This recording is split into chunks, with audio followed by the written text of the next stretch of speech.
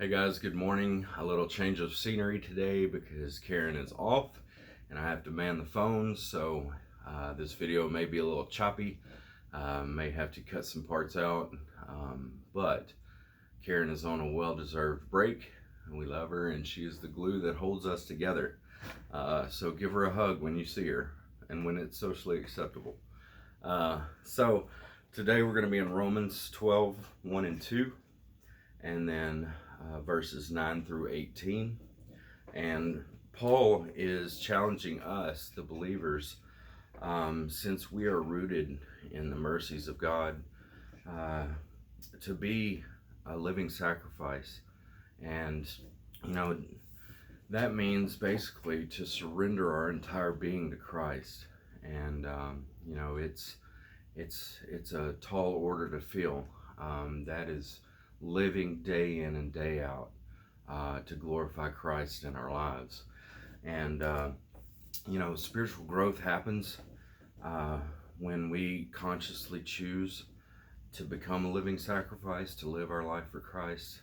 That spiritual connection with the Lord, it grows stronger, and the people in our lives, they can see Him living in us. And being that living sacrifice, we are, that is an act of true worship. That is a way that we can worship the Lord for the mercies that He's given us in our lives. And, it is the embodiment of worship to the Lord when we live for Him. And the alternative is to be conformed to the world. And that means living in fleshly desires, living in sin, going our own way. That is living in the world. But God expects more of His people. He expects us to be transformed. And this affects our actions, our thoughts, our decision making, everything in our lives. It affects. So Paul goes on in verse 9 to explain how the new life on the inside should change the way the believers live on the outside. So people should be able to see that evidence of Christ living in our lives. They should be able to see and witness God working in us and His love flowing through us. So Paul goes on to explain that, all this begins with love, and the love that we have for God should reflect on the love that we have for people. And sometimes that's hard to do. Even the ones that are against us or oppose us, we are to show them the love of Christ in our lives.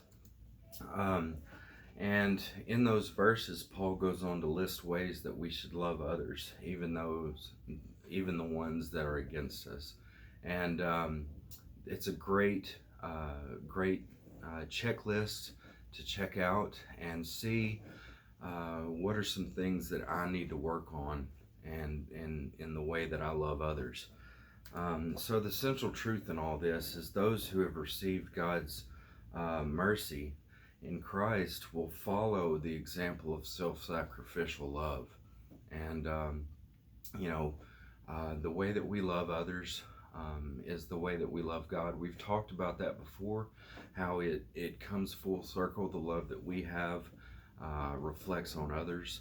And so great verses, one of my favorite verses, because it talks about being transformed by the renewing of your mind. And that's a constant process to stay in touch with Christ, to let Him encompass us in everything that we do.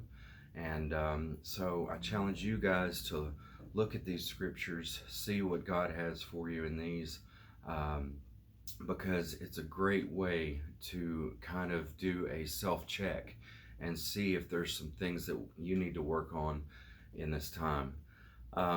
So I just wanted to say I love you guys. I completely miss you, and I can't wait until we're together again. I've been praying for you every day. I miss you so much, and we will see you later.